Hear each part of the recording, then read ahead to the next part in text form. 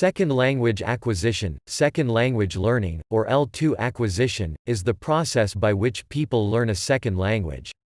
Second language acquisition is also the scientific discipline devoted to studying that process. The field of second language acquisition is a subdiscipline of applied linguistics, but also receives research attention from a variety of other disciplines, such as psychology and education. A central theme in SLA research is that of interlanguage, the idea that the language that learners use is not simply the result of differences between the languages that they already know and the language that they are learning, but that it is a complete language system in its own right, with its own systematic rules. This interlanguage gradually develops as learners are exposed to the targeted language. The order in which learners acquire features of their new language stays remarkably constant, even for learners with different native languages, and regardless of whether they have had language instruction. However, languages that learners already know can have a significant influence on the process of learning a new one. This influence is known as language transfer. The primary factor driving SLA appears to be the language input that learners receive.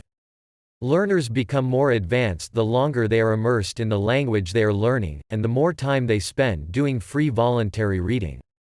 The input hypothesis developed by linguist Stephen Krashen makes a distinction between language acquisition and language learning, claiming that acquisition is a subconscious process, whereas learning is a conscious one.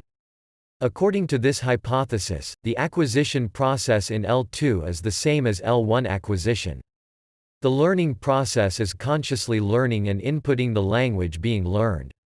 However, this goes as far as to state that input is all that is required for acquisition. Subsequent work, such as the interaction hypothesis and the comprehensible output hypothesis, has suggested that opportunities for output and for interaction may also be necessary for learners to reach more advanced levels. Research on how exactly learners acquire a new language spans a number of different areas. Focus is directed toward providing proof of whether basic linguistic skills are innate, acquired, or a combination of the two attributes. Cognitive approaches to SLA research deal with the processes in the brain that underpin language acquisition, for example how paying attention to language affects the ability to learn it, or how language acquisition is related to short-term and long-term memory. Sociocultural approaches reject the notion that SLA is a purely psychological phenomenon, and attempt to explain it in a social context. Some key social factors that influence SLA are the level of immersion, connection to the L2 community, and gender.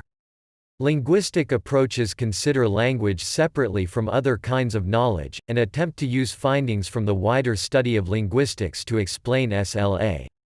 There is also a considerable body of research about how SLA can be affected by individual factors such as age and learning strategies. A commonly discussed topic regarding age in SLA is the critical period hypothesis, which suggests that individuals lose the ability to fully learn a language after a particular age in childhood.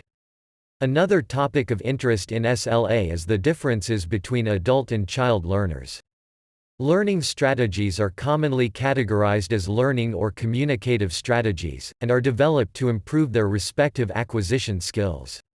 Affective factors are emotional factors that influence an individual's ability to learn a new language. Common affective factors that influence acquisition are anxiety, personality, social attitudes, and motivation. Individuals may also lose a language through a process called second language attrition. This is often caused by lack of use or exposure to a language over time. The severity of attrition depends on a variety of factors including level of proficiency, age, social factors, and motivation at the time of acquisition. Finally, classroom research deals with the effect that language instruction has on acquisition.